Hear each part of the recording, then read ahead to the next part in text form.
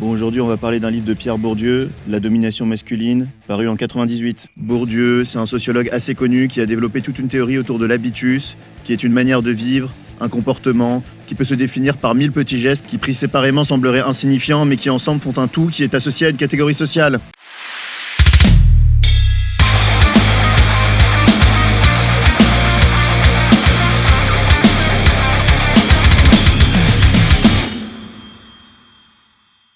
C'est hyper difficile de donner des exemples sans faire de caricature, mais en gros, t'as une différence évidente entre une Jacqueline et un Jacob qui n'auraient pas grandi au même endroit, dans la manière dont ils ont de bouger, de réagir, de s'amuser, etc., etc.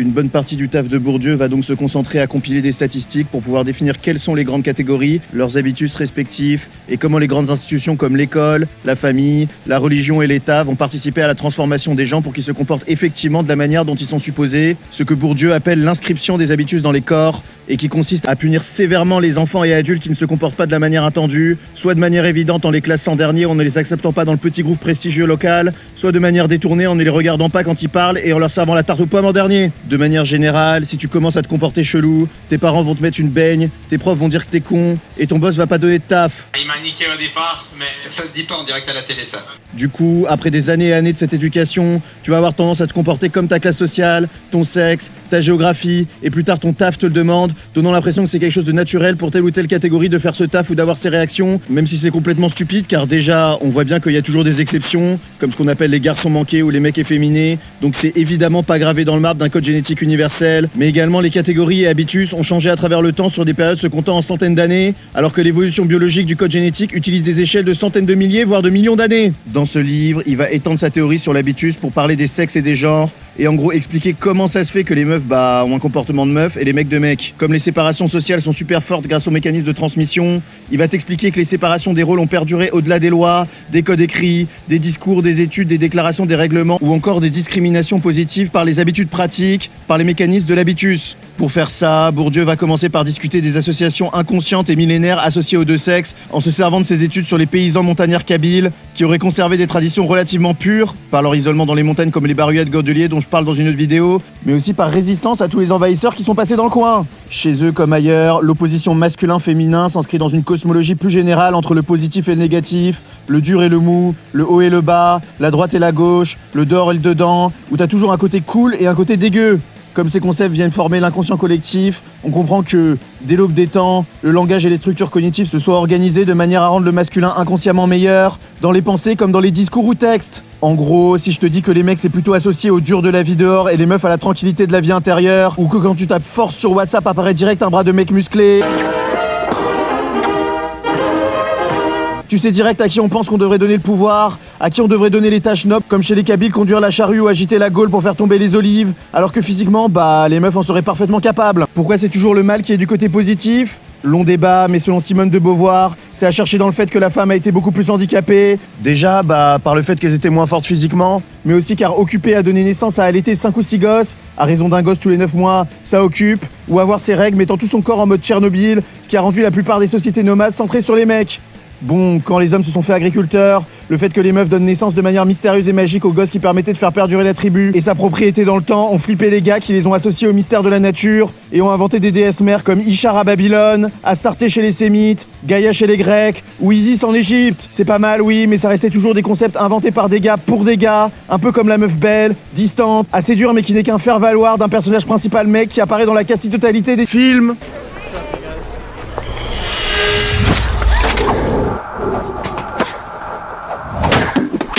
Dessins animés,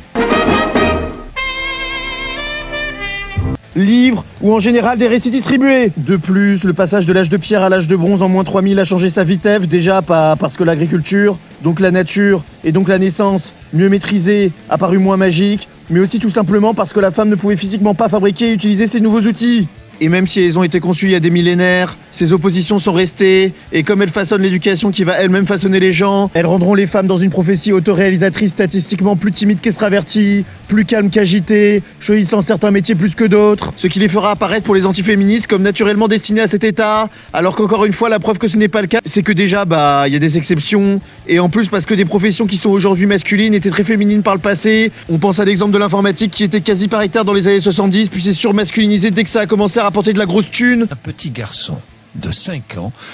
je dis bien 5 ans, qui vient d'obtenir un diplôme d'informaticien professionnel. Ouais. Mais aussi parce que se conduire de manière féminine est un travail de tous les instants. Il faut au moins une demi-heure le matin pour se coiffer et maquiller convenablement, subir sa dose de souffrance bimensuelle en s'épilant, et tout un pan de l'éducation féminine consiste à leur apprendre à bien se tenir, à ne pas regarder de telle ou telle manière, à se nouer les cheveux de cette façon et pas d'une autre, à s'habiller, bref, à transformer son corps par une discipline très stricte, ce qui est l'exact contraire du naturel. Et tout ça pour s'incorporer un habitus, une manière de se comporter, associée depuis des millénaires au mou, à la gauche, à la nuit, au bas, bref, au dominé. Et quand Bourdieu dit que l'habitus s'installe dans les corps, il veut dire ce qu'il veut dire, car quand t'as passé ton enfance à te faire dire que Barbie doit attendre Ken, à être associé à la passivité, ou à te faire réprimer dès que t'arrêtes d'être la cam petite princesse qu'on veut que tu sois, déjà, les premières fois où tu essaieras de sortir de cet état, tu stresseras, tu sueras, ton corps te freinera dans cette entreprise, et il faut un travail sur soi sur le temps long pour corriger cela, un truc du même type que les gens qui font des stages anti-timidité.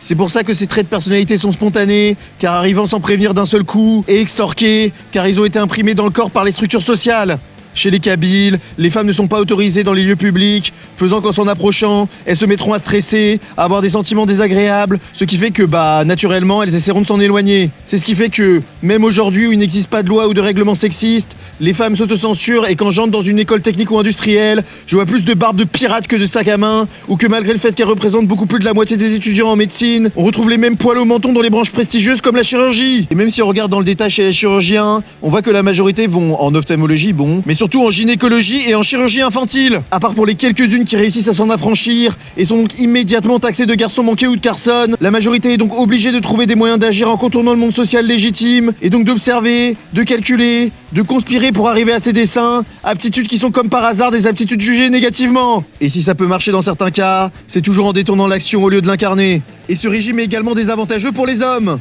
On s'est pas forcément attardé dans cette vidéo sur l'habitus que la société leur demande, mais en gros, comme ils doivent constamment montrer qu'ils sont les grands Manitou aux gros bras qui pèsent dans le game, ils sont d'autant plus exposés à la déchéance, à l'humiliation d'avoir un moment de faiblesse, et sont donc constamment sous tension, sous peine d'être déclassés, d'être, des losers. T'es puissant. Ah, vous êtes hilarant. C'est délicieux. Donc évidemment, ça s'est amélioré depuis les sociétés anciennes, notamment suite au mouvement féministe du dernier siècle et à l'égalité devant la loi, mais la politique publique n'a pas pu régler tous les mécanismes plus cachés qui s'infiltrent dans l'intime, dans le bonjour qu'on dit à certaines personnes et pas à d'autres, dans les gens qu'on interrompt ou pas, qu'on juge aptes, qu'on estime, à qui on donne la parole, sur qui on se repose, sur qui on fait pression. Alors la question c'est, pourquoi parler de ça ? Il existe des personnes qui t'expliquent que les théories comme celle de Bourdieu ne font que décourager les gens visés, en leur sous-entendant qu'ils sont socialement destinés à leurs conditions. On peut par exemple citer Jean-Michel Blanquer, ministre de l'Éducation, dans le livre Quelle école voulons-nous ? Il s'est créé en France depuis un demi-siècle une atmosphère de fatalisme qui se nourrit de cette sociologie-là, celle qui insiste sans arrêt sur ce qui régresse en matière d'égalité, sans jamais voir ce qui progresse.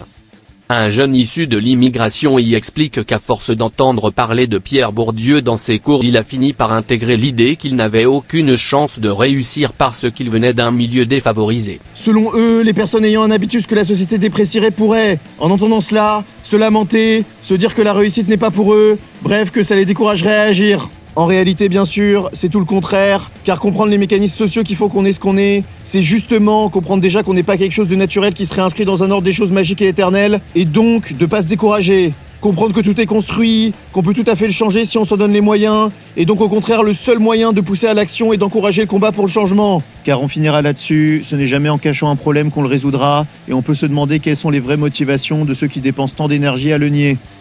Bon les gens, cette vidéo est terminée. Comme d'habitude, si tu as aimé, tu peux mettre un pouce bleu, partager si t'es d'accord, commenter si ça t'inspire quelque chose, t'abonner à la chaîne pour voir plus de vidéos du genre, sans oublier de cliquer sur la cloche de notification pour recevoir une notif directe quand une nouvelle vidéo sort. Tu peux également rejoindre le Discord de la chaîne dont le lien est dans la description si tu veux débattre ou approfondir ces sujets. Allez, ciao!